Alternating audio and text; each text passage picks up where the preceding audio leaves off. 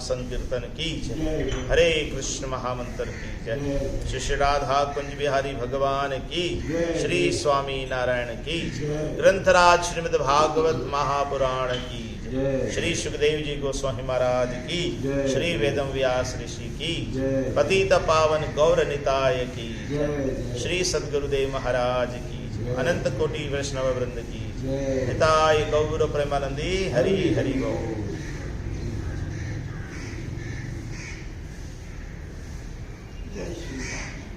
वंशी विभूषित करा नवनीरदयाभा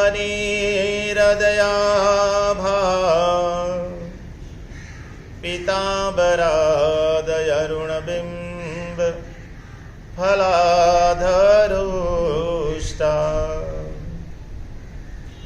पूर्णेन्दु सुंदर मुखार अरविंद नेत्रा कृष्णात् परं किमपि तत्त्वहं न जाने।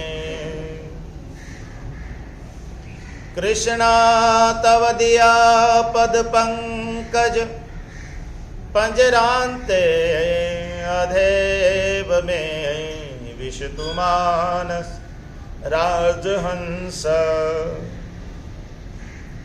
प्राण प्रयाण समय कफवात पित्ते कंठावरोधन विधौ समरणं कुतस्ते। श्री द्वारकाधीश की जय, श्री गिरि गोवर्धन नाथ की जय, श्री गिरिराज धरण की जय, श्री वृंदावन बिहारी नाथ की जय। जय जय श्री राधे श्याम, जय जय श्री राधे श्याम, जय जय श्री राधे श्याम। श्रीमती राधा रानी की जय, भारद्वारी की जय, कृष्ण प्रिया की जय, गोपी महारानी की जय, वृंदावन वनेश्वरी की श्रीमती राधा रानी की जय। हरे कृष्ण। श्रीमद् भागवत महापुराण छठा स्कंद और अध्याय 18वां आज हम आरंभ करेंगे।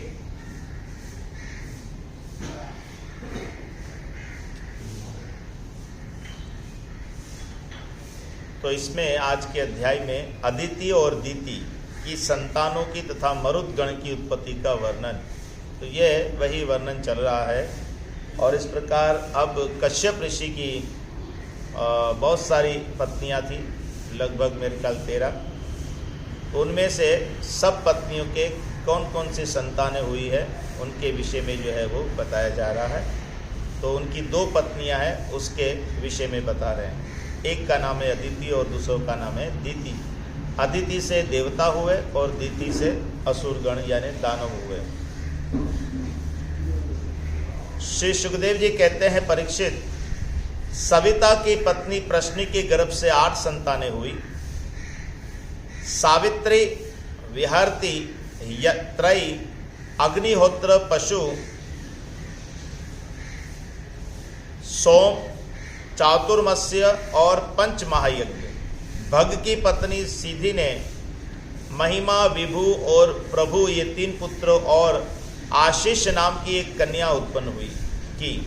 ये कन्या बड़ी सुंदरी और सदाचारणी थी। दाता की 4 पत्नियां थी, कुहू, सिनीवाली, राका और अनुमति। उनसे क्रमश साय, दश, प्रातः और पूर्णमास ये 4 पुत्र हुए। दाता के छोटे भाई का नाम था विधाता। उनकी पत्नी क्रिया थी, उससे पुरुष्य नाम के 5 अग्नियों की उत्पत्ति हुई।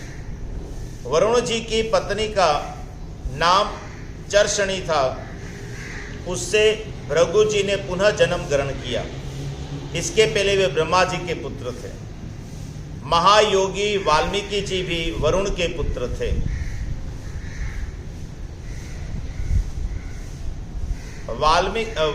वाल्मीकि से पैदा होने के कारण ही उनका नाम वाल्मीकि पड़ गया था। उर्वशी को देखकर मित्र और वरुण दोनों का वीर्य स्खलित हो गया था। उसे उन लोगों ने घड़े में रख दिया। उसी से मुनिवर अगस्त्य और वशिष्ठ जी का जन्म हुआ। मित्र की पत्नी थी रेवती, उसके 3 पुत्र हुए, उत्सर्ग, अरिष्ट और पीपल।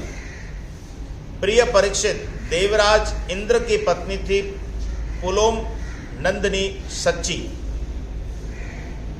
उनसे हमने सुना है उन्होंने 3 पुत्र उत्पन्न किए, जयंत, ऋषभ और मिडवान। स्वयं भगवान विष्णु ही बलि पर अनुग्रह करने और इंद्र का राज्य लौटाने के लिए माया से वामन उपेंद्र के रूप में अवतीर्ण हुए थे। उन्होंने 3 पर्ग पृथ्वी मांगकर तीनों लोक नाप लिए थे।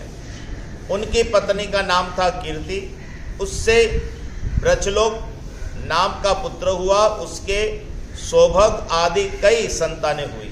कश्यप नंदन भगवान वामन ने माता अदिति के गर्भ से क्यों जन्म लिया और इस अवतार में उन्होंने कौन से गुण, लीलाएं और पराक्रम प्रकट किए, इसका वर्णन मैं आगे 8वें स्कंद में करूंगा। प्रिय परीक्षित, अब मैं कश्यप जी की दूसरी पत्नी दीति से उत्पन्न होने वाली उस संतान परंपरा का वर्णन सुनाता हूँ जिसमें भगवान के प्यारे भक्त प्रहलाद जी और बलि का जन्म हुआ। तो ये अब तक जो पहले बताया ये देवताओं के बारे में बताया जो अदिति के पुत्र थे। अब जो बता रहे हैं वो दीति जो है कश्यप ऋषि की जो दूसरी पत्नी है, उसकी संतान जो सारे असुर हुए उनके बारे में बता रहे और कह रहे हैं कि इसी वंश में प्रहलाद जैसे और बलि जैसे जो है वो भक्तों का जन्म हुआ।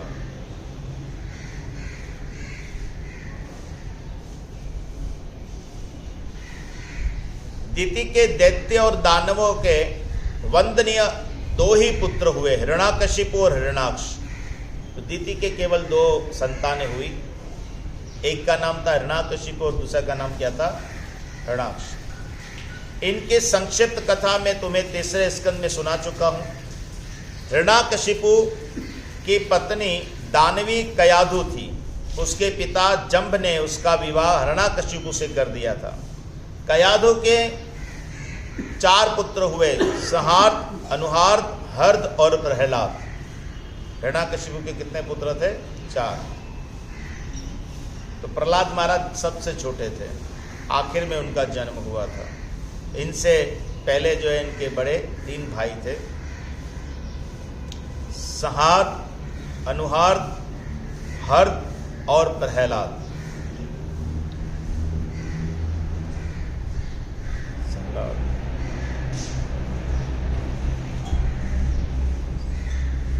इनकी सिंहिका नाम की एक बहन भी थी। उसका विवाह विप्रचिति नामक दानव से हुआ। उससे राहु नामक पुत्र की उत्पत्ति हुई। ये वही राहु है जिसका सिर अमृतपान के समय मोहिनी रूपधारी भगवान ने चक्र से काट लिया था। तो यहाँ जो बता रहे हैं कि हिरण्याकशिपु की एक बहन भी थी, सिंहिका नाम था उसका, और उसका जो पुत्र हुआ वो राहु हुआ, जिसने अमृत पी लिया था। ये वही दानव असुर था जिसका अमृत पीते हुए भगवान ने जो है वो सुदर्शन चक्र से उसकी गर्दन काट दी। सहलाद की पत्नी थी कृति, उससे पंचजन नामक पुत्र उत्पन्न हुआ। रुद्र की पत्नी थी धमनी, उसके 2 पुत्र हुए, वातापी और इलवल। इस इलवल ने ही महर्षि अगस्त्य के आतिथ्य के समय वातापी को पकाकर उन्हें खिला दिया था। अनुह्लाद की पत्नी सुरमिया थी, उसके 2 पुत्र हुए, बाष्कल और महिषासुर। प्रहलाद का पुत्र था विरोचन, उसकी पत्नी देवी के गर्भ से दैत्यराज बलि का जन्म हुआ। बलि की पत्नी का नाम अशना था, उससे बाण आदि 100 पुत्र हुए। तो हिरण्याकशिपु के वंश में प्रहलाद से जो है ना बड़े अच्छे जो है वो या कहें कि महापुरुष कहें, भक्त रूप कहें, ऐसे लोग उत्पन्न हुए। जैसे हिरण्याकशिपु का प्रहलाद हुआ, प्रहलाद का हुआ विरोचन, वो भी अच्छा था। विरोचन का हुआ बलि, और फिर बलि की जो पत्नी उष्णा थी उससे बाणासुर जैसे 100 पुत्र उत्पन्न हुए। बाणासुर, तो वे बाणासुर भी जो है उसकी भी ऐसा बताते 1000 उनके हाथ थे, 10,000 हाथ थे उनके। और महादेव का परम भक्त था वो। और जब भगवान कृष्ण के साथ उसका युद्ध हो रहा था तो महादेव स्वयं जो है उसकी तरफ से भगवान कृष्ण से लड़ने के लिए आए। ऐसे बाणासुर थे। और बाणासुर की जो पुत्री थी उसका विवाह जो है वो भगवान श्री कृष्ण के पोते अनिरुद्ध के साथ जो है वो हुआ था। ऐसे तो इससे बाणासुर हुआ। दैत्यराज बलि की महिमा गान करने योग्य है, उसे मैं आगे सुनाऊंगा। बलि का पुत्र बाणासुर भगवान शंकर की आराधना करके उनके गणों का मुखिया बन गया। मतलब ऐसा बाणासुर ने भगवान की आराधना की शंकर की कि महादेव उसे अपने जो है पुत्र के रूप में मानते थे। आज भी भगवान शंकर उसके नगर की रक्षा करने के लिए उसके पास ही रहते हैं। दीति के हिरण्याकशिपु और हिरण्याक्ष के अतिरिक्त 49 पुत्र और थे, उन्हें मरुदगण कहते हैं। अब दीति जो है उसके 2 पुत्र तो है ही, पर 49 पुत्र और हुए जिसको नाम मरुदगण कहते हैं। वे सब निसंतान रहे। देवराज इंद्र ने उन्हें अपने ही समान देवता बना लिया। थे दीति के पुत्र, असुरी जैसे थे, लेकिन वो कुछ ऐसा घटना घटी जिससे इंद्र ने उसको देवता बना लिया अपना, और वे उनके कोई संतान नहीं हुई। अब उनकी कथा शुरू होती है उन 49 मरुदगणों की। राजा परीक्षित ने पूछा, भगवान, मरुदगण ने ऐसा कौन सा सत्कर्म किया था जिसके कारण वे अपने जन्मजात असुर उचित भाव को छोड़ सके और देवराज इंद्र के द्वारा देवता बना लिए गए? ब्राह्मण मेरे साथ यहाँ की सभी ऋष्य मंडली ये बात जानने के लिए अत्यंत उत्सुक हो रही है, अतः आप कृपा करके विस्तार से ये रहस्य बतलाइए। भाई ऐसा क्या सत्कर्म किया था उन लोगों ने कि दीति के घर असुर भाव को उत्पन्न होने के बावजूद वो जो है वो देवता बन गए। तो यहाँ मैं और जितने भी ऋषि लोग बैठे हैं वो सब भी ये जानना चाहते हैं कि आप बताएं कि भाई वो दीति के घर पैदा होने के बाद भी देवता कैसे बने। तो सूत जी कहते हैं, शौनक जी, राजा परीक्षित का प्रश्न थोड़े शब्दों में बड़ा सार गर्भित था। उन्होंने बड़े आदर से पूछा भी था, इसलिए सर्वज्ञ श्री सुखदेव जी महाराज ने बड़े ही प्रसन्न चित्त से उनका अभिनंदन करके यूं कहा। सुखदेव जी कहने लगे, परीक्षित, भगवान विष्णु ने इंद्र का पक्ष लेकर दीति के दोनों पुत्र हिरण्याकशिपु और हिरण्याक्ष को मार डाला। कथा ऐसे स्टार्ट होती है क्योंकि दीति के पहले यहाँ पर दो पुत्र हुए, हिरण्याकशिपु और हिरण्याक्ष। तो वो तो हम पहले सुन चुके हैं कि भाई इनका जन्म जो है वो किस प्रकार से हुआ। तो ऐसे गलत समय में जो है डिमांड की दीति ने अपने पति कश्यप से, तो उसी का परिणाम स्वरूप जो है वो क्या हुआ, ये दो बड़े महा जो है वो असुर जो है उत्पन्न हुए। तो बोला इन दोनों को भगवान ने मार दिया। अब भगवान ने जब मार दिया तो हुआ क्या,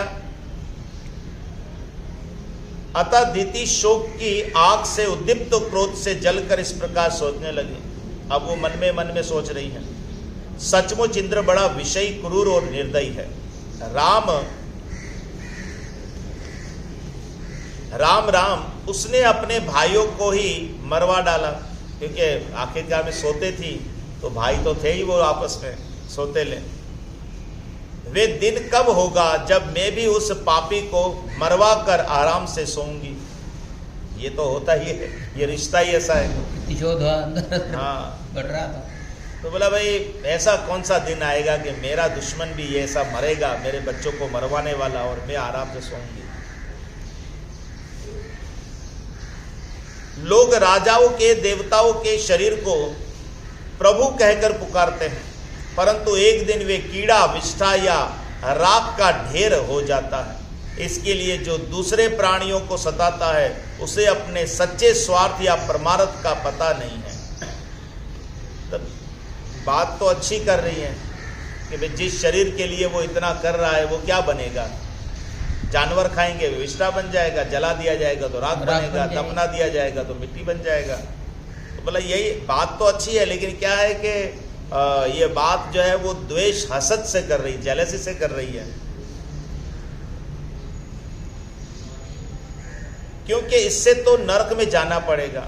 मैं समझती हूं इंद्र अपने शरीर को नित्य मानकर मतवाला हो रहा है, उसे अपने विनाश का पता ही नहीं है। अब मैं वे उपाय करूंगी जिससे मुझे ऐसा पुत्र प्राप्त हो जो इंद्र का घमंड चूर चूर कर दे। दीति अपने मन में ऐसा विचार करके सेवा, शुश्रूषा, विनय, प्रेम और जितेंद्रियता आदि के द्वारा निरंतर अपने पतिदेव कश्यप जी को प्रसन्न रखने लगी। मंशा कुछ और थी, पर जो काम कर रही थी वो अच्छा था। सेवा आदि जो भी कुछ है बड़े आदर के साथ वो अच्छा कर रही थी, पर मंशा बीच में जो है अंदर जो थी वो अलग गलत थी। वे अपने पतिदेव के हृदय का एक एक भाव जानती रहती थी और परम प्रेम भाव, मनोहर एवं मधुर भाषण तथा मुस्कान भरी तिरछी चितवन से उनका मन अपनी ओर आकर्षित करती रहती थी। कश्यप जी महाराज बड़े विद्वान और विचारवान होने पर भी चतुर दीति की सेवा से मोहित हो गए और उन्होंने विवश होकर ये स्वीकार कर लिया कि मैं तुम्हारी इच्छा पूर्ण करूंगा। स्त्रियों के संबंध में यह कोई आश्चर्य की बात नहीं है, कोई नहीं जान सकता भाई चरित्र है ना। हाँ, क्या जो है वो ये कर रही है, क्या इसके पीछे इसकी प्लानिंग है। सृष्टि के प्रभाव में ब्रह्मा जी ने देखा कि सभी जीव असंग हो रहे हैं, तब उन्होंने अपने आधे शरीर से स्त्रियों की रचना की और स्त्रियों ने पुरुषों की मति अपनी ओर आकर्षित कर ली। हाँ, तो भैया मैं कह रहा था कि दीति ने भगवान कश्यप की बड़ी सेवा की, इससे वे उस पर बहुत ही प्रसन्न हुए। उन्होंने दीति का अभिनंदन करते हुए उससे मुस्कुरा कर कहा। कश्यप जी ने क्या कहा? कश्यप जी ने कहा, अनिक सुंदरी प्रिय, मैं तुम पर प्रसन्न हूँ, तुम्हारी जो इच्छा हो मुझसे मांग लो। पति के प्रसन्न हो जाने पर पत्नी के लिए लोक या परलोक में कौन सी अभिष्ट वस्तु दुर्लभ है। शास्त्रों में ये बात स्पष्ट कही गई है कि पति ही स्त्रियों का परम आराध्य इष्ट देव है। प्रिय लक्ष्मीपति भगवान वासुदेव ही समस्त प्राणियों के हृदय में विराजमान है। देवताओं के रूप में नाम और रूप के भेद से उन्हीं की कल्पना हुई है। सभी पुरुष चाहे किसी भी देवता की उपासना करें, उन्हीं की उपासना करते हैं। ठीक वैसे ही स्त्रियों के लिए भगवान ने पति का रूप धारण किया है, वे उनकी उसी रूप में पूजा करती है। इसलिए प्रिय अपना कल्याण चाहने वाली पतिव्रता स्त्रियां अनन्य प्रेम भाव से अपने पति देव की ही पूजा करती है, क्योंकि पति देव ही उनके परम प्रियतम आत्मा और ईश्वर है। ऐसा जो पतिव्रता धर्म पालन करने वाली है, ऐसी स्त्रियों के विषय में बताया कि भाई जो है उसके लिए उसका पति ही क्या है, ईश्वर है। कल्याणी, तुमने बड़े प्रेम भाव से भक्ति से मेरी वैसी ही पूजा की है, अब मैं तुम्हारी सब अभिलाषाएं पूर्ण कर दूंगा। अस्तियों के जीवन में ऐसा होना अत्यंत दुर्लभ है। या लिखने में गलती हुई, स्त्रियों का होगा, लेकिन अस्तियों के जीवन में स्त्री। हाँ, ये लिखने में गलती हुई है। किसी ने कहा, ब्राह्मण, इंद्र ने विष्णु के हाथों मेरे 2 पुत्र मरवा कर मुझे निपुति बना दिया है। इसलिए यदि आप मुझे मुंह मांगा वर देना चाहते हैं तो कृपा करके एक ऐसा पुत्र दीजिए जो इंद्र को मार डाले। ये वही वाली बात है। इसी प्रकार से जो है वो दशरथ जी को भी फंसा दिया पहले, फिर उसके बाद जो है वो बाद में बोला कि भाई ऐसा वर मांगा। देखो ना, दोनों सेम बातें। अब कश्यप का जो है वो इंद्र भी पुत्र है, वो दोनों भी पुत्र थे, पर वो अपने कुकर्म के कारण जो है वो मर गए, भगवान ने उसे मार दिया। लेकिन अब क्या है कि भाई स्त्री तो स्त्री है, उन्होंने ऐसा जो है ये काम किया कि अब जो है वो पहले उसको रिझा लिया, और रिझा करके जो है वो कह दिया कि भाई चलो भाई जो मांग लो। अब उसने भी वचन दे दिया, अब वो कह रही है कि मुझे ऐसा पुत्र दो जो इंद्र को मार दे। परंतु रामायण की एक अलग चीज़ है, क्योंकि वो रामायण के अंदर उसका राम की तो अधिक प्रेम था। हाँ, अधिक प्रेम था, परंतु ये जो कार्य करना था, इसकी भगवान को जो लीला करनी थी, अभी ये कार्य कौन उठाए?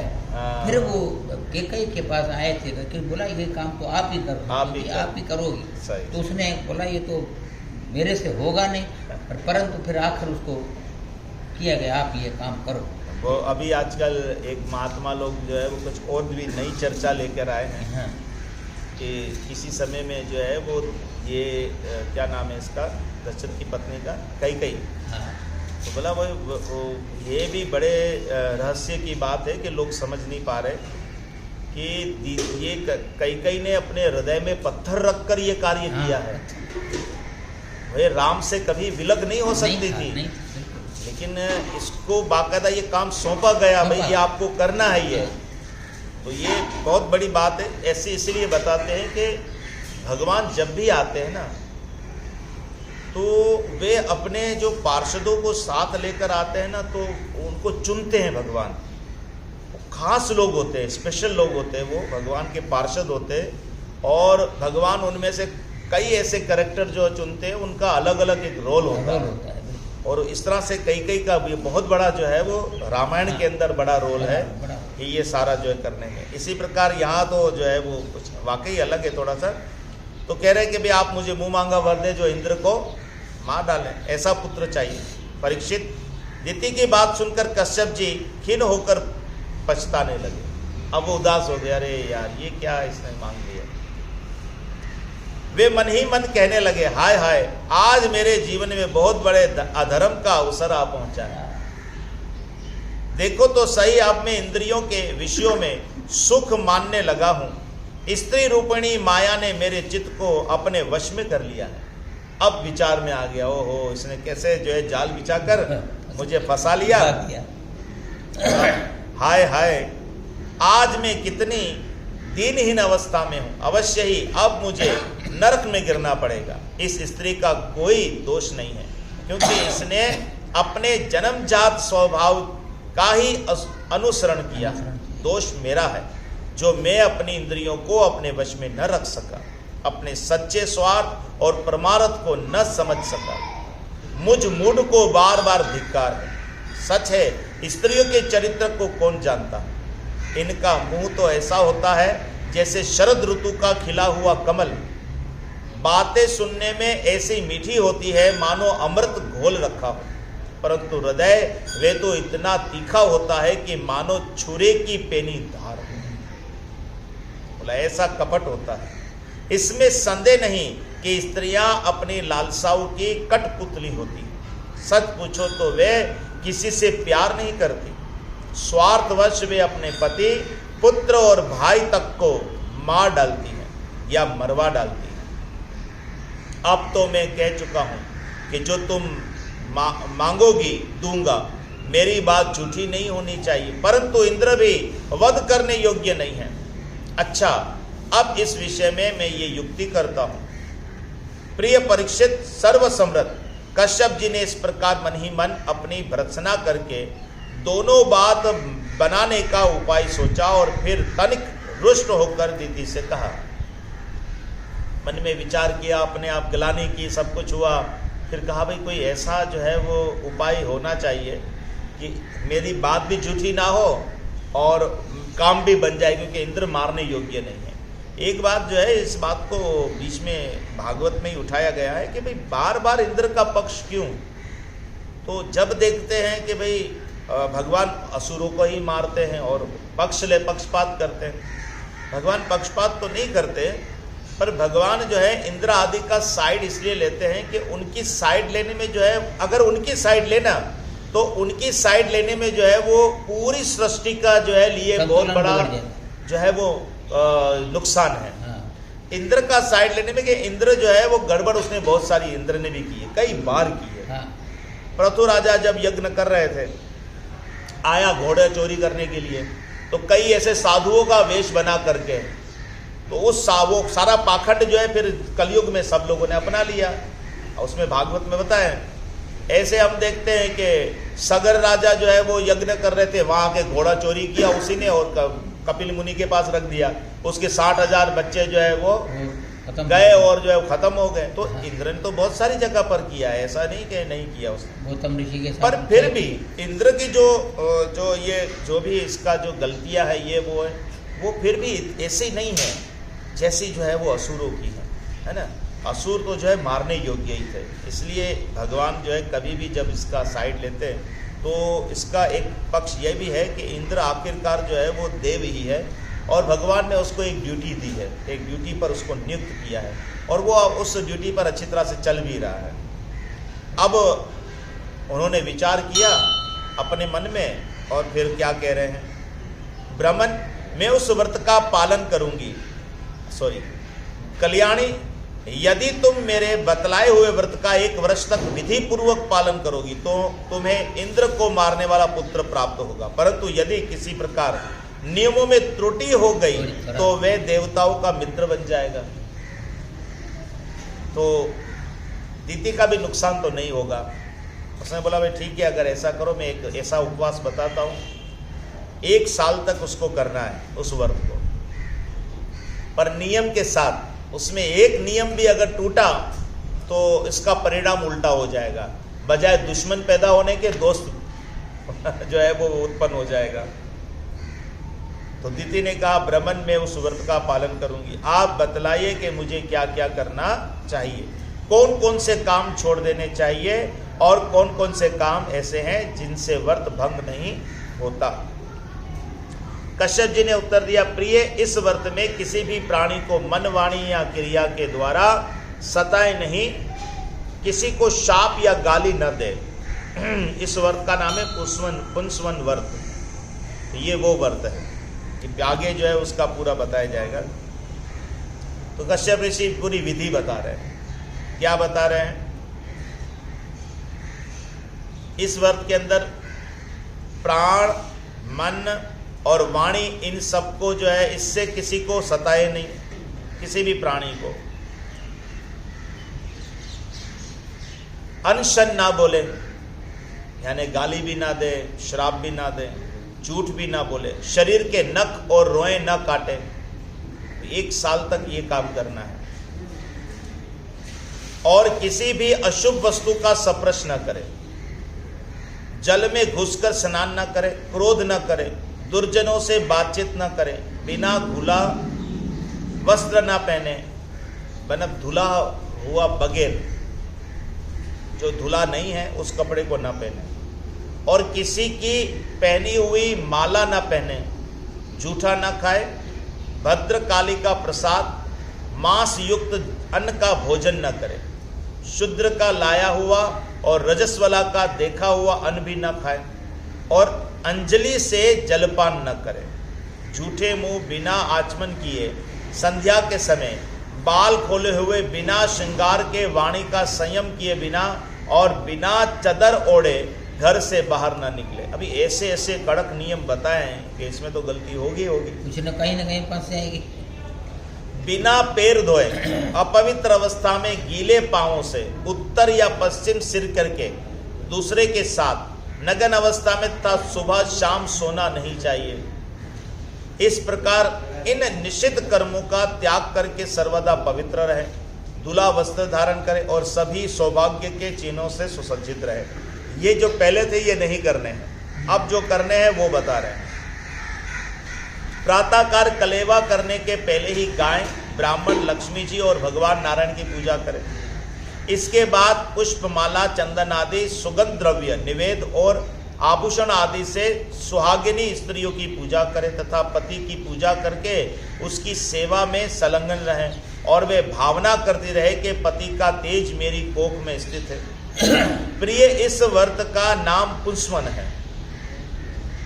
यदि 1 वर्ष तक तुम इसे बिना किसी त्रुटि के पालन कर सकोगी तो तुम्हारी कोख से इंद्रधाती पुत्र उत्पन्न होगा। 1 साल तक तुम इसको अच्छी तरह से नियम का पालन करते हुए करोगी तो इंद्र को मारने वाला पैदा होगा। परीक्षित, दीति बड़ी मनस्विनी और दृढ़ निश्चय वाली, उसने बहुत ठीक कहकर उनकी आज्ञा स्वीकार कर ली। अब दीति अपनी कोख में भगवान कश्यप का वीर्य और जीवन में उनका बतलाया हुआ व्रत धारण करके अनायास ही नियमों का पालन करने लगी। प्रिय परीक्षित, देवराज इंद्र अपनी मौसी दीति का अभिप्राय जान बड़ी बुद्धिमानी से अपना वेश बदलकर दीति के आश्रम पर आए और उसकी सेवा करने लगे। इंद्र को पता चल गया भाई मासी क्या सोच रही है। मासी का ऐसा जो है सब जान करके भेष बदल करके वहां पर आया आश्रम पर और सेवा में लग गया। बोला कब गलती करे और मैं अपना काम करूं।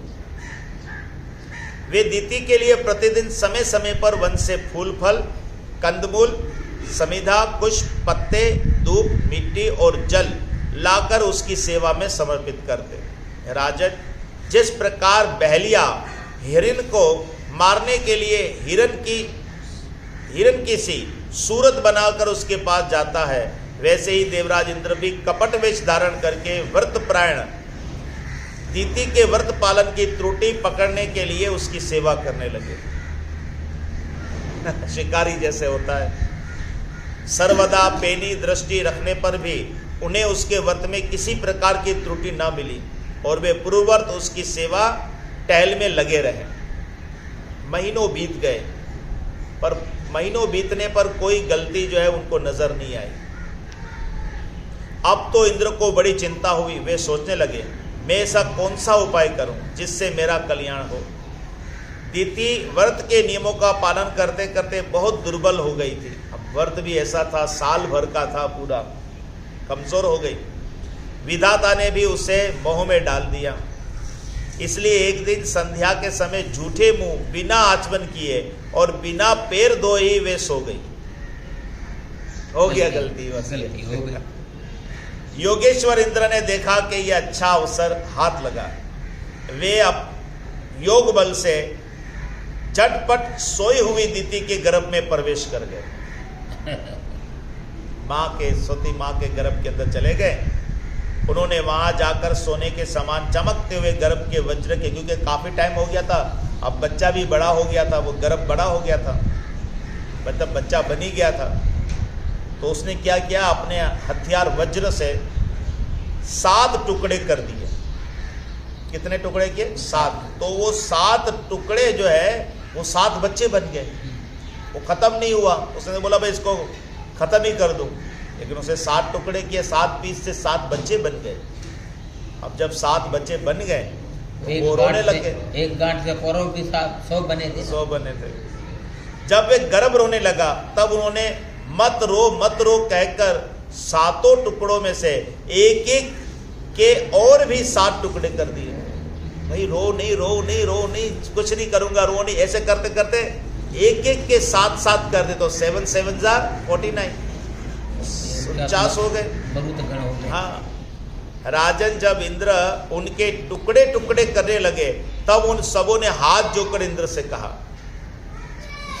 सारे 49 लोगों ने कहा, भाई बच्चों ने, देवराज तुम हमें क्यों मार रहे हो? हम तो तुम्हारे भाई मरुदगण हैं। तब इंद्र ने अपने भावी अनन्य प्रेमी पार्षद मरुदगण से कहा, उन लोगों ने कहा भाई हमें क्यों मार, हम तो तुम्हारे छोटे भाई है ना, आखिर अनुज है तुम्हारे। तो फिर उन्होंने इंद्र ने उनसे कहा, तब इंद्र ने अपने भावी अनन्य प्रेमी पार्षद मरुदगण से कहा, अच्छी बात है, तुम लोग मेरे भाई हो, अब मत डरो। परीक्षित, जैसे अश्वत्थामा के ब्रह्मास्त्र से तुम्हारा कुछ भी अनिष्ट नहीं हुआ, वैसे ही भगवान श्री हरि की कृपा से दीति का वे गर्भ वज्र के द्वारा टुकड़े टुकड़े होने पर भी मरा नहीं। ये विधाता कृष्ण की है भाई लीला। बोला जैसे ब्रह्मास्त्र से तुम नहीं जले, तुम नहीं मरे, ऐसे ही भगवान की कृपा से ये 1 से 49 बन गए, तो खत्म नहीं हुआ गर्भ। इसमें तनिक भी आश्चर्य की बात नहीं है, क्योंकि जो मनुष्य एक बार भी आदि पुरुष भगवान नारायण की आराधना कर लेता है वे उनकी समानता प्राप्त कर लेता है। फिर दीति ने तो कुछ ही दिन कम 1 वर्ष तक भगवान की आराधना की थी। क्या बात, देखो सुखदेव जी क्या बात कर रहे। अगर भगवान की आराधना करने वाला भगवान के समान हो जाता है तो फिर कुछ भी हो, दीति ने 1 साल तक जो है वो व्रत का अच्छा नियम का पालन तो किया था ना। आखिरकार सारा ही जो भी कुछ करने को जो कश्यप ऋषि ने कहा था वो बड़ा ही जो है सत्कर्म था, तो बोला 1 साल तक तो किया इसने। अब वे 49 मरुदगण इंद्र के साथ मिलकर 50 हो गए। इंद्र ने भी सौतेली माता के पुत्रों के साथ शत्रु भाव न रखकर उन्हें सोमपाई देवता बना दिया, यानी सोम रस पिलाने वाला। जब दीति की आंख खुली तब उसने देखा कि उसके अग्नि के समान तेजस्वी 49 बालक इंद्र के साथ हैं। अब आंख खुली तो वो सब बाहर आ गए और देखा कि 49 के साथ एक इंद्र भी खड़ा है, 50 लोग खड़े हैं। इससे सुंदर स्वभाव वाली दीति को बड़ी प्रसन्नता हुई। उसने इंद्र को संबोधन करके कहा, बेटा मैं इस इच्छा से इस अत्यंत कठिन व्रत का पालन कर रही थी कि तुम अदिति के पुत्रों को भयभीत करने वाला पुत्र उत्पन्न हो। मैंने केवल एक ही पुत्र के लिए संकल्प किया था, फिर ये 49 पुत्र कैसे हो गए? बेटा इंद्र, यदि तुम्हें इसका रहस्य मालूम हो तो सच सच मुझे बतला दो, झूठ न बोलना। माँ ने जो है अपने इंद्र से कह दिया। इंद्र ने कहा, माता मुझे इस बात का पता चल गया था कि तुम किस उद्देश्य से व्रत कर रही हो, इसीलिए अपना स्वार्थ सिद्ध करने के उद्देश्य से मैं स्वर्ग छोड़कर तुम्हारे पास आया। मुझे पता चल गया था अपने गुप्तचरों से, जासूसों से, कि भाई आप ये जो पुत्र उत्पन्न कर रही है किस लिए? मुझे मारने के लिए। मेरे मन में तनिक भी धर्म भावना नहीं थी, इसी से तुम्हारे व्रत में त्रुटि होते ही मैंने उस गर्भ के टुकड़े टुकड़े कर दिए। पहले मैंने उसके 7 टुकड़े कर दिए थे, तब वे 7 टुकड़े 7 बालक बन गए। इसके बाद मैंने फिर एक एक के 7 टुकड़े कर दिए, तब भी वे न मरे बल्कि 49 हो गए। ये परम आश्चर्यमय घटना देखकर मैंने ऐसा निश्चय किया कि परम पुरुष भगवान की उपासना की ये कोई स्वाभाविक सिद्धि है। मैंने जान लिया कि ये भगवान की जो है उपासना करने का ये जो है फल है, आपको ये सिद्धि प्राप्त हुई है।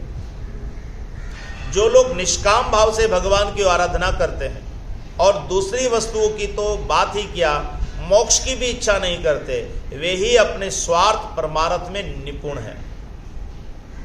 हकीकत में वाकई जो निस्वार्थ भगवान की सेवा करते हैं ना, वही जो है वो परमार्थ जो है ना वो कार्य कर सकते हैं। 49 मरुतगणों को इसलिए तो देवता का दर्जा दिया। इसीलिए एक तो वे कश्यप का वीर्य थे, सबसे बड़ी बात। कुछ भी था वो कश्यप ऋषि जो है, जो भगवान की आराधना करने वाले परम पुरुष है, ऐसे महापुरुष का वो वीर्य था। फिर ऐसे वीर्य, देखो ये कोई छोटी बात नहीं है, इससे हमें बहुत बड़ी शिक्षा लेनी है, स्त्रियों को खास तौर पर, सारी स्त्रियों को ये शिक्षा लेनी है। भागवत में जगह जगह पर जो है वो बहुत सारे संदेश और बहुत सारी शिक्षा है, जिसमें स्त्रियों के लिए यह है कि जब वह गर्भवती हो, पहले तो वो ये चीज़ देखो समझनी है कि जब गर्भ धारण करना चाहे तो तब जो है वो दोनों पति पत्नी के विचार कैसे हो, विचार पर ही आधारित होता है कि गर्भ में कौन आएगा। फिर उसके बाद उसके 9 महीने या वो 10 महीने होते हैं ना, वो परवरिश के होते हैं। बच्चा जन्म ले उसके बाद परवरिश तो बात की बात है। सबसे पहली परवरिश होती है कि वह जब गर्भ में हो बच्चा, तब आप जो है वो उसको कैसे जो है वो संस्कार दे रहे हैं। सब सुनता है ना, जैसे अभिमन्यु। तो वो मैं कह रहा हूँ, भागवत तो हमें कितना जो है वो बता रहे हैं, हमें शिक्षा, हमें कई ऐसी जो है वो हमें बता रहा है कि भाई ऐसा करना है, ये करोगे तो ऐसा होगा वैसा होगा।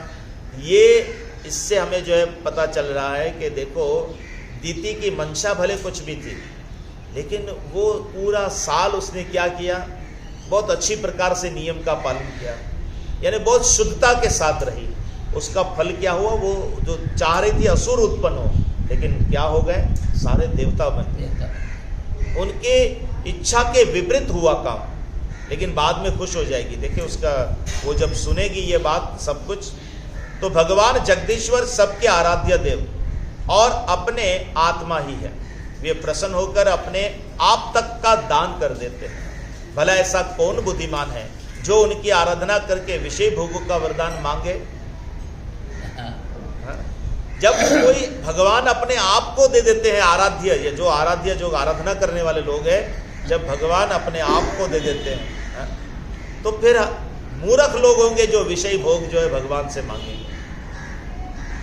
यानी हीरा मिल जाए फिर भी कांच के टुकड़ों की मांग कौन करेगा फिर, जब हीरा मिलने पर। माता जी ये विषय भोग तो नरक में भी मिल सकते। मेरी स्नेहमयी जननी तुम सब प्रकार मेरी पूज्य हो। मैंने मूर्खतावश बड़ी दुष्टता का काम किया है, तुम मेरे अपराध को क्षमा कर दो। अब उसने क्लियर जो है बताया, मैंने धोखा किया आपके साथ और इसके लिए मैं शर्मिंदा हूँ और आपसे माफी मांगता हूँ। ये बड़े सौभाग्य की बात है कि तुम्हारा गर्भ खंड खंड हो जाने से एक प्रकार मर जाने पर भी फिर से जीवित हो गया। ये बड़े खुशी की बात है कि भाई मैंने तो मार दिया था ना इनको, लेकिन मरने के बाद भी ये सब जीवित है। तो सुखदेव जी कहते हैं, परीक्षित, दीति देवराज इंद्र के शुद्ध भाव से संतुष्ट हो गई। उससे आज्ञा लेकर देवराज इंद्र ने मरुदगणों के साथ उसे नमस्कार किया और स्वर्ग में चले गए। माता ने जब सुना कि यार इसने सब अपना जो भी कपट था वो साफ साफ क्लियर मुझे बता दिया, वहां भगवान को पीठ हो गई। ऐसे हाँ ऐसे अब सब सही। हरे कृष्ण। तो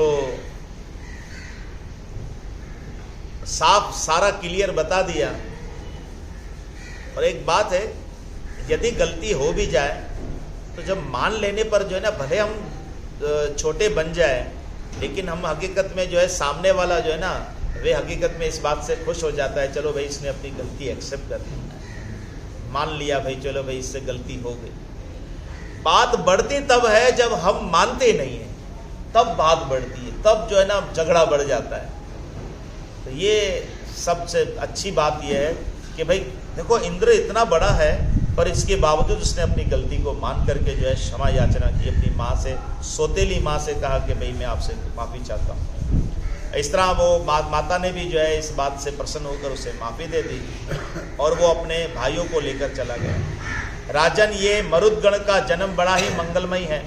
इसके विषय में तुमने मुझसे जो प्रश्न किया था उसका उत्तर समग्र रूप से मैंने तुम्हें दे दिया।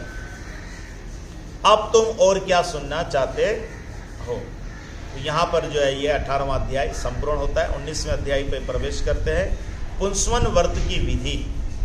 राजा परीक्षित ने पूछा, भगवान आपने अभी पुंसवन व्रत का वर्णन किया है, और कहा है कि उससे भगवान विष्णु प्रसन्न हो जाते हैं।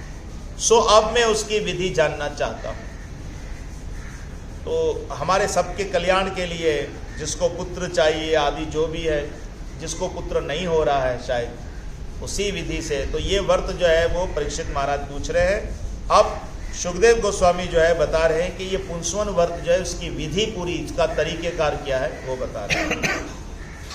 श्री सुखदेव जी ने कहा, परीक्षित, ये पुंसवन व्रत समस्त कामनाओं को पूर्ण करने वाला है। स्त्री को चाहिए कि वे अपने पति देव की आज्ञा लेकर मार्गशीर्ष शुक्ल प्रतिपदा से इसका आरंभ करें। तो टाइम टेबल बता रहे हैं। तो ये है मार्गशीर्ष की शुक्ल पक्ष जो है उसकी जो पहली तारीख, जो प्रतिपदा, जो चांद से एक दिन पहले, तब से शुरू करना चाहिए। पहले मरुदगण के जन्म की कथा सुनकर ब्राह्मणों से आज्ञा लें। फिर प्रतिदिन यानी रोज सवेरे दांतुन आदि से दांत साफ करके स्नान करें। 2 श्वेत वस्त्र धारण करें और आभूषण भी पहन लें। प्रातःकाल कुछ भी खाने से पहले ही भगवान लक्ष्मी नारायण की पूजा करें। प्रभु एक हरे कृष्ण, मेरी बात सुनो। आप लाइट नहीं है ना यहाँ पर। जी रामचंद्र ने कॉल करा, ठीक है, फिर 12 घर स्पीकर मिलता है, जो ये वालों की चार्ज।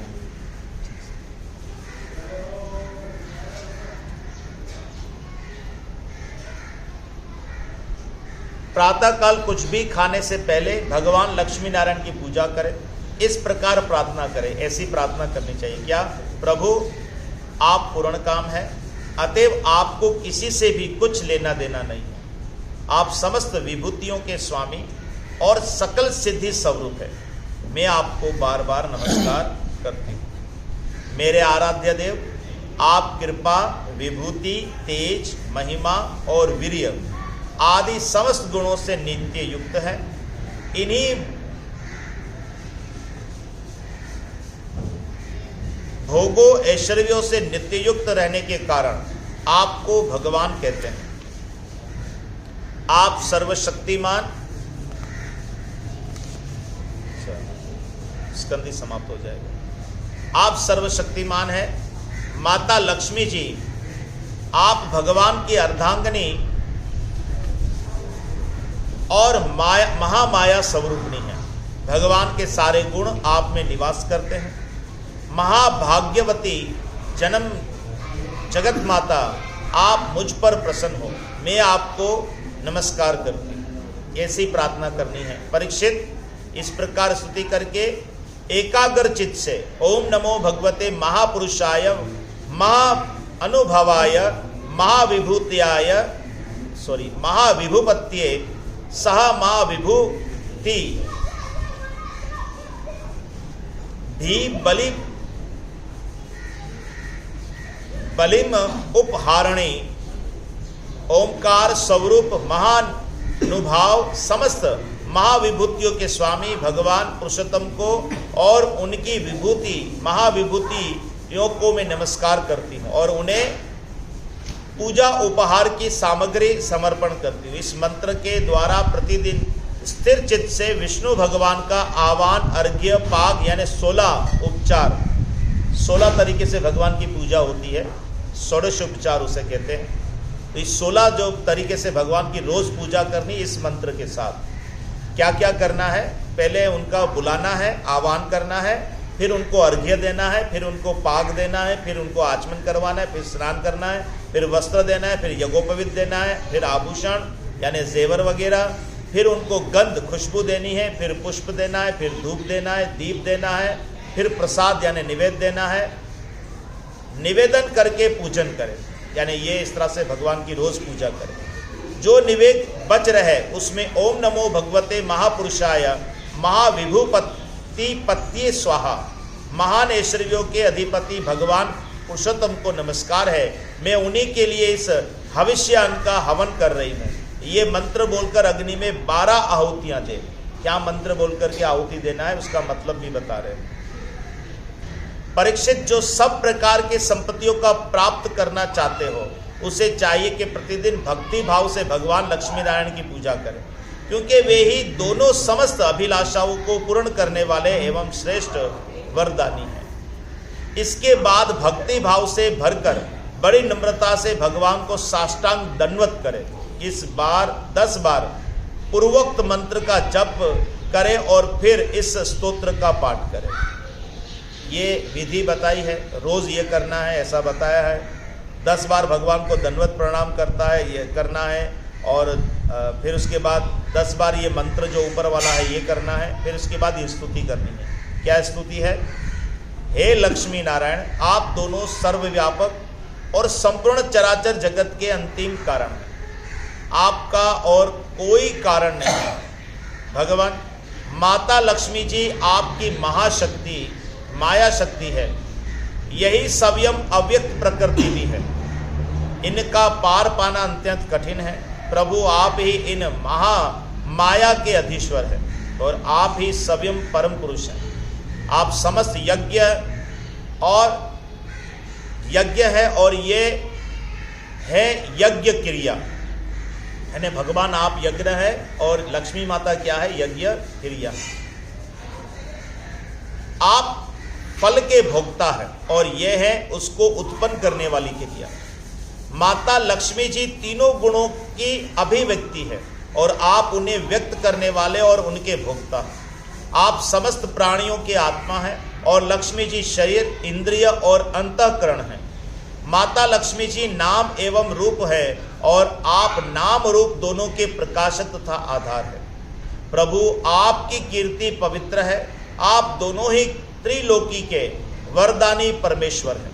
अतः मेरी बड़ी बड़ी आशा अभिलाषाएं आपकी कृपा से पूर्ण हो। ये पूरी स्तुति बताई गई। परीक्षित इस प्रकार परम वरदानी भगवान लक्ष्मी नारायण की स्तुति करके वहां से निवेद हटा दे और आचमन करा के पूजा करे। तदंतर भक्ति भाव भरित हृदय से भगवान की स्तुति करे और यज्ञ अवशेष को सूंघ कर फिर भगवान की पूजा करे। भगवान की पूजा के बाद अपने पति को साक्षात भगवान समझकर परम प्रेम से उनकी प्रिय वस्तुएं सेवा में उपस्थित करे। पति का भी ये कर्तव्य है कि वे आंतरिक प्रेम से अपनी पत्नी की प्रिय पदार्थ ला लाकर उसे दे और उसके छोटे बड़े सब प्रकार के काम करता रहे। ये पत्नी का क्या धर्म है और पति का क्या धर्म है, दोनों चीजें जो है वो यहाँ पर कर्तव्य बताए। परीक्षित पति पत्नी में से एक भी कोई काम करता है तो उसका फल दोनों को होता है। तो जब हमें समझाया जा रहा था ये जो धागा पहनते हैं यज्ञोपवीत से, वो जनेऊ बोलते हैं, जड़िया, तो उसके विषय में बता रहे थे कि हमारे सनातन धर्म में पुरुष ही पहनते हैं, स्त्रियां इसको नहीं पहनती। तो बोला स्त्रियां इसलिए नहीं पहनती है क्योंकि स्त्री के लिए कोई भेदभाव नहीं है, पर जो पुरुष जो है वो जो भी कर्म करेगा सत्कर्म, उसका आधा जो है वो पत्नी को मिलेगा ही मिलेगा। और जो भी वो उसमें गायत्री मंत्र आदि का भी जो है वो अगर जो है वो ध्यान आदि भी कर रहा है तो वो पत्नी का उसमें समावेश है, वो अलग नहीं है। तो 3 पुरुष के हैं और 3 स्त्रियों के हैं, 6 धागे होते हैं इसमें। तो इसलिए सन्यासी को 3 होते हैं, उसके लिए 3 अलग से नहीं होते हैं क्योंकि वो पत्नी की वो तो होती नहीं उसकी। तो इस प्रकार लाइट आ गई है, आप उसको मना कर दो, लाइट आ गई है, रहने दो। बोला नहीं लाना, वो लाइट नहीं थी इसलिए मैंने बोला था। हरे कृष्णा कृष्ण कृष्ण हरे हरे, हरे राम राम राम। तो पति पत्नी का यहाँ पर यही बात जो है वो सुखदेव गोस्वामी जी भी जो है बता रहे हैं, लेकिन यहाँ तो एक उल्टा बात बता रहे हैं। ये उल्टी नहीं, मतलब ये एक हमारे नॉलेज में एक और इजाफा हो रहा है। क्या कि ऐसा नहीं खाली पुरुष करेगा तो पत्नी को मिलेगा, पत्नी भी जो करेगी वो उसका आधा भाग पुरुष को मिलेगा। यहाँ ये बता रहे दोनों जो भी सत्कर्म करेंगे, तो अगर पति नहीं कर रहा है और पत्नी ही कर रही है तो वो जो करेगी उसका आधा फल जो है पति को मिल ही जाए। लेकिन शर्त एक और बात भी है कि पति ऐसा होना चाहिए उसको सहयोग करने वाला हो। ये बात यहाँ शनि और जो दशा होती है ना, उसमें भी वो पत्नी व्रत रखती है तो उसका वो फल उसको मिलता है। क्या बात है। परीक्षित, पति पत्नी में से एक भी कोई काम करता है तो उसका फल दोनों को होता है।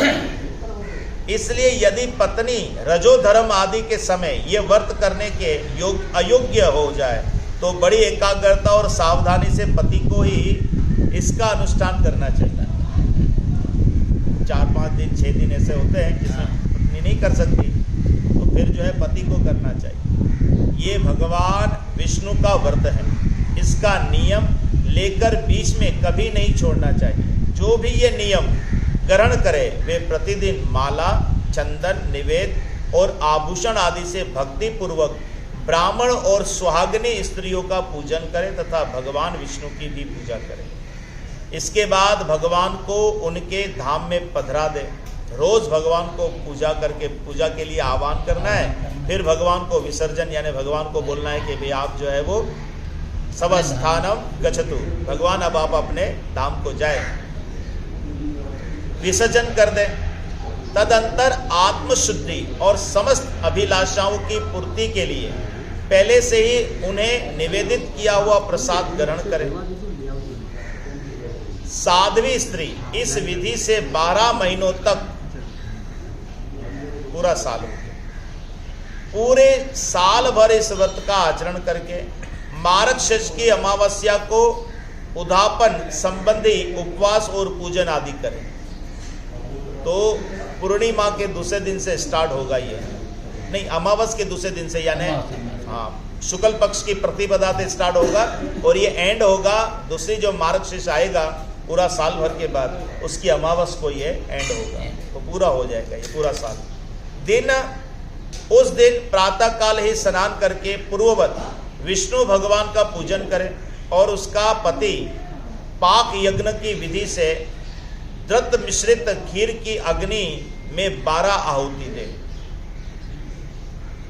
घी से बनी हुई जो खीर है उससे जो है वो यज्ञ के अंदर, हवन के अंदर आहुति दे। इसके बाद जब ब्राह्मण प्रसन्न होकर उसे आशीर्वाद दे तो बड़े आदर से सिर झुकाकर उन्हें स्वीकार करें। भक्ति भाव से माथा टेककर उसके चरणों में प्रणाम करें और उनकी आज्ञा लेकर भोजन करें।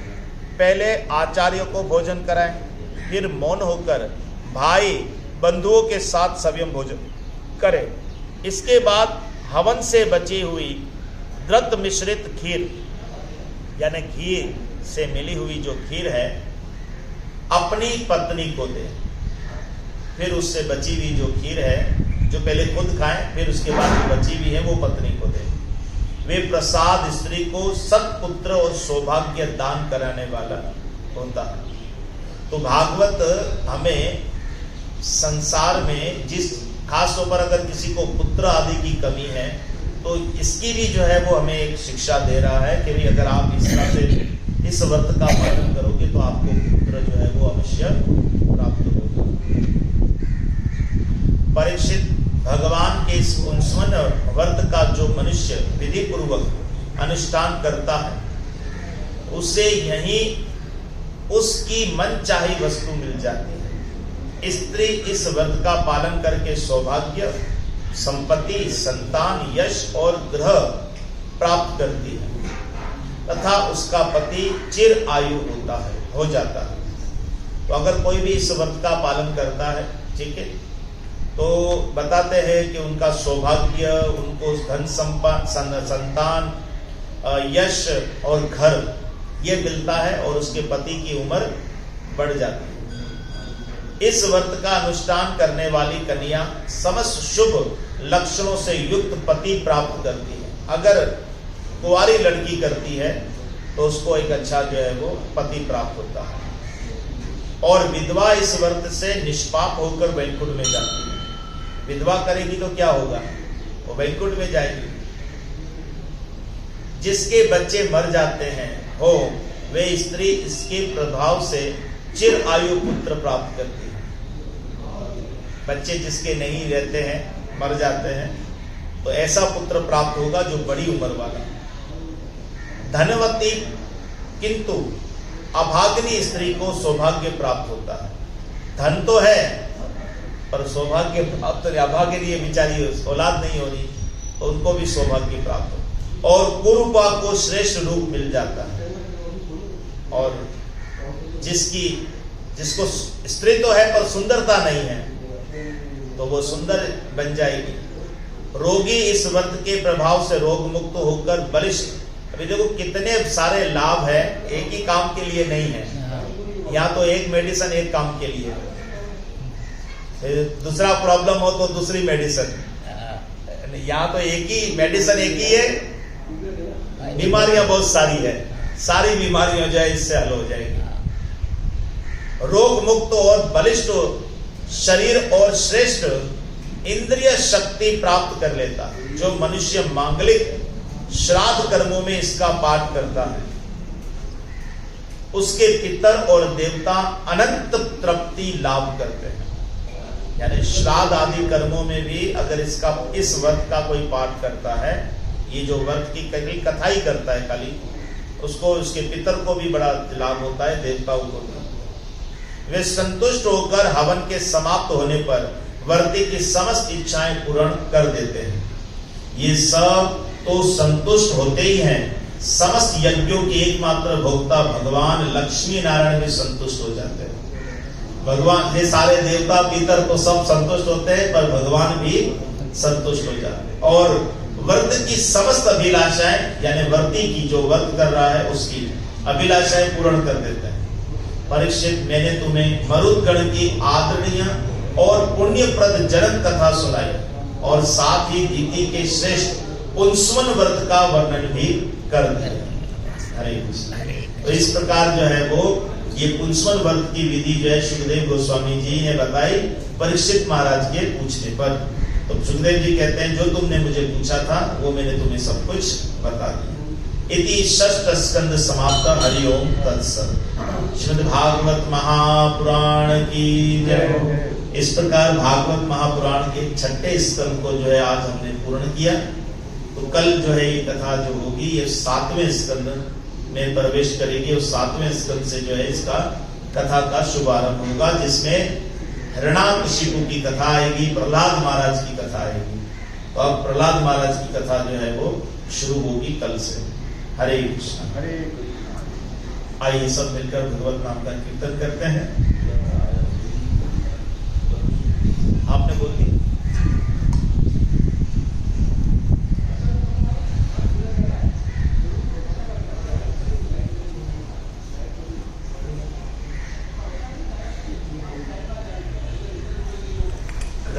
इधर खड़े, ये दो प्रभु महाराज को।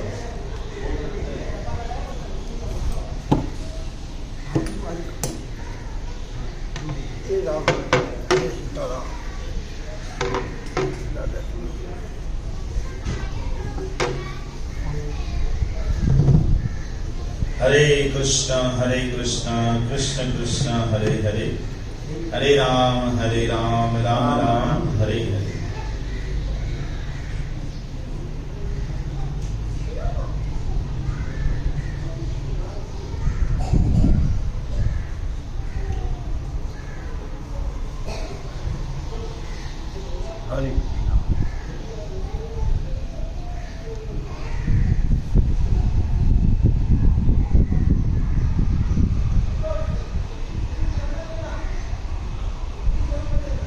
ब्रिज के नंद लाला राधा जी के सांवरिया, सब दुख दूर हुए जब तेरा नाम लिया। के ब्रिज के नंद लाला राधा जी के सांवरिया, सब दूर हुए जब तेरा नाम लिया। के ब्रिज के नंद लाला